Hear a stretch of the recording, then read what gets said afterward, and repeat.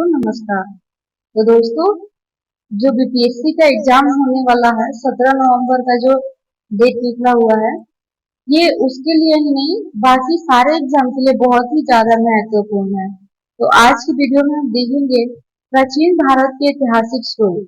तो चलिए शुरू करते हैं। तो सबसे पहले हम बात करेंगे किसी व्यक्ति, समाज अथवा देश से संबंधित महत्वपूर्ण, विशिष्ट व सार्वजनिक क्षेत्र की घटनाओं, तथ्यों आदि का कालक्रमिक विवरण इतिहास कहलाता है। तो दोस्तों, इतिहास हम किसे कहते हैं ये हम देख चुके। इसके बाद है इतिहास का पिता किसे कहा जाता है। तो सही उत्तर है हेरोडोटस को। हेरोडोटस को इतिहास का पिता कहा जाता है। प्राचीन भारत के इतिहास से संबंधित प्रथम वास्तविक पुस्तक किसे माना जाता है। तो राजतरंगिणी को माना जाता है। प्राचीन भारत के इतिहास से संबंधित प्रथम वास्तविक पुस्तक राजतरंगिणी को माना जाता है। उत्कीर्ण चिन्ह वाले प्राचीनतम सिक्के क्या कहलाते हैं। सही उत्तर होंगे आहत सिक्के।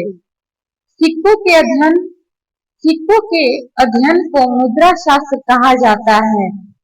भारत में प्रागैतिहासिक खोज प्रारंभ करने का श्रेय किसे दिया जाता है। सही उत्तर होगा डॉक्टर प्राइमरोज को। अगला क्वेश्चन है भारतीय प्रागैतिहासिक अध्ययन से संबंधित प्री हिस्टोरिका इंडिया किसकी कृति है। सही उत्तर होगा स्टुअर्ट फिगर। चीनी यात्रियों ने अपने यात्रा वृत्तांतों में भारत के लिए किस शब्द का प्रयोग किया। तो वो शब्द थे इंतु। अगला क्वेश्चन है उत्कीर्ण लेखों के अध्ययन को क्या कहा जाता है। इसका सही उत्तर होगा अभिलेख शास्त्र। लिपियों के विकास के अध्ययन को पुरालिपि विद्या कहा जाता है। अगला क्वेश्चन है सर्वप्रथम भारतवर्ष नाम का उल्लेख किस अभिलेख से प्राप्त हुआ था। सही उत्तर होगा हाथी गुफा अभिलेख से। अगला है प्राचीन भारत का सर्वप्रथम सुनियोजित इतिहास किसने तैयार किया। तो बीए स्मिथ ने तैयार किया। अब हम देखेंगे इतिहास का भाग।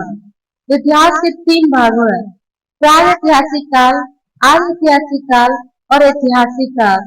प्रागैतिहासिक काल का कार्यकाल मानव उत्पत्ति से 3000 ईसा पूर्व तक और आधैतिहासिक का काल था 3000 ईसा पूर्व से 600 ईसा पूर्व तक। ऐतिहासिक काल का 600 ईसा पूर्व से आगे। तो हम प्रागैतिहासिक काल में पुरातात्विक साक्ष्य अध्ययन का एकमात्र स्रोत था क्योंकि लिखित साक्ष्य उपलब्ध नहीं थे प्रागैतिहासिक काल में। और आज ऐतिहासिक काल में लिखित साक्ष्य उपलब्ध थे किंतु उसे पढ़ा नहीं जा सकता था। ऐतिहासिक काल में पुरातात्विक एवं साहित्यिक दोनों प्रकार के साक्ष्य उपलब्ध थे। अगला क्वेश्चन है प्राचीन भारतीय इतिहास को जानने के लिए किन स्रोतों का प्रयोग किया जाता है। तो सही उत्तर होगा धार्मिक ग्रंथ और ऐतिहासिक ग्रंथ, पुरातात्विक साक्ष्य तथा विदेशी विवरण। अगला है ब्राह्मी लिपि को सर्वप्रथम किस विद्वान ने पढ़ा था। तो जेम्स प्रिंसेप ने पढ़ा था 1837 ईसा में। और भारत के प्राचीनतम ग्रंथ वेदों का संकलन करता किसे माना जाता है। तो महर्षि कृष्णदेवराय वेद व्यास को। अगला है पौराणिक मान्यता के अनुसार भारत के प्राचीनतम राजा कौन थे। वे वस्वत मनु थे। वायु पुराण में किस वंश का उल्लेख है। गुप्त वंश का उल्लेख है। कौटिल्य के अर्थशास्त्र किस वंश के इतिहास की जानकारी मिलती है। तो मौर्य वंश के इतिहास की जानकारी मिलती है। अगला है जैन धर्म का प्रारंभिक इतिहास किस ग्रंथ से प्राप्त होता है। कल्पसूत्र से प्राप्त होता है। अगले चैप्टर में हम देखेंगे मत्स्य पुराण किस वंश से संबंधित है। तो आंध्र सातवाहन वंश से। विष्णु पुराण किस वंश से संबंधित ग्रंथ है। तो मौर्य वंश से। खरोष्ठी लिपि किस प्रकार लिखी जाती थी। जो दाएं से बाएं, और नारद स्मृति से किस वंश के विषय में जानकारी मिलती है? गुप्त वंश के विषय में। स्मृति ग्रंथों में सबसे प्राचीन एवं प्रामाणिक पुस्तक कौन सी मानी जाती है?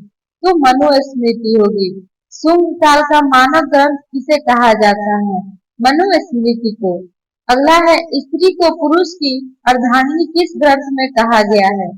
शतपथ ब्राह्मण में। अब हम प्रमुख अभिलेख व शासक देखेंगे।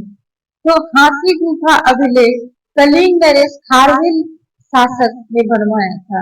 ऐहोल अभिलेख पुलकेशी द्वितीय ने, और नासिक अभिलेख गौतमी बालश्री ने, जूनागढ़ अभिलेख रुद्रदमन ने, प्रयाग स्तंभ अभिलेख समुद्रगुप्त ने बनवाया, और मंदसौर अभिलेख मालवा नरेश यशोवर्मन ने, ग्वालियर अभिलेख प्रतिहार नरेश भोज ने, और देवापाड़ा अभिलेख बंगाल शासक विजय सेन ने, भीतरी व जूनागढ़ अभिलेख स्कंदगुप्त ने।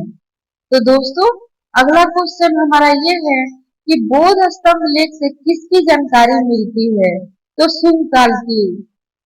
वेन्सवांग ने अपनी यात्रा वृत्तांत का वर्णन किस पुस्तक में किया है? तो सीयूकी में। अरबी भाषा की पुस्तक किताब उल हिंद की रचना किसने की थी? अल-बरूनी ने। अगला है, ये बहुत इंपॉर्टेंट है, मोरक्को का यात्री इब्न बतूता भारत में मोहम्मद बिन तुगलक के दरबार में आया था तथा तुगलक ने उसे दिल्ली का काजी नियुक्त किया था। अगला है, महाभारत का प्रारंभ उल्लेख अश्वलायन सूत्र में मिलता है। प्रारंभ में इसमें मात्र 8,800 श्लोक थे और इसका नाम जय संहिता था। कुछ समय पश्चात यह बढ़कर 24,000 श्लोक हो गया और भारत नाम से प्रसिद्ध हुआ। अंत में 1,00,000 श्लोक होने के कारण इसे सहस्रारी संहिता या महाभारत कहा जाने लगा। अगला है, पुरालेखा विद्या से क्या अभिप्राय है? तो शिलालेखों का अध्ययन। पुरावशेष का महत्तम अन्वेषण किसे माना गया है? डार्विन को। इब्न बतूता का यात्रा वृत्तांत किस नाम से प्रसिद्ध है? तो रेहला से। वेन्सवांग ने किस विश्वविद्यालय में बौद्ध धर्म का अध्ययन किया था? नालंदा विश्वविद्यालय। दोस्तों, अगर आप चाहते हैं कि ये पूरा बुक आप सबको दिखाए और अच्छे से पढ़ाए, तो इसे लाइक जरूर करें और कमेंट में बताएं। अगर आप सबको इस बुक का पीडीएफ चाहिए तो हमारे डिस्क्रिप्शन में टेलीग्राम लिंक है, उसे ज्वाइन कर ले, आपको बुक का पीडीएफ मिल जाएगा।